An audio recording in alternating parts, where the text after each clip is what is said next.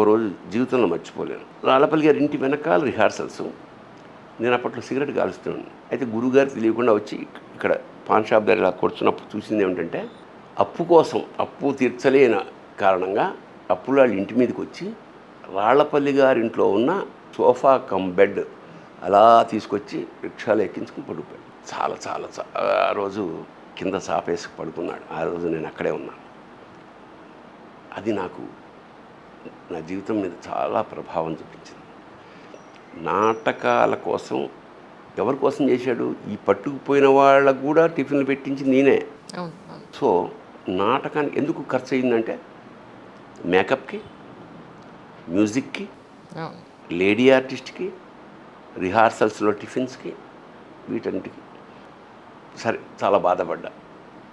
ఆ క్రమంలో రాళ్లపల్లి గారికి సినిమా వేషాలు వచ్చాయి. శ్రీ అనే సినిమా, ప్రత్యేగాత్మ గారు డైరెక్టర్. అవకాశం వచ్చిన దాంట్లో అప్పుడు మేము చాలా ఆనందంగా రాళ్లపల్లి గారిని రిక్షాలో కూర్చోబెట్టుకుని సికింద్రాబాద్ స్టేషన్ దాకా వెళ్ళి అక్కడ దండేసి ఆయన్ని వీడుకోలేదు, అమెరికాకి ఇప్పుడు ఫ్లైట్లో పంపిస్తున్నట్టు పంపించేసి అంతవరకు బాగుంది.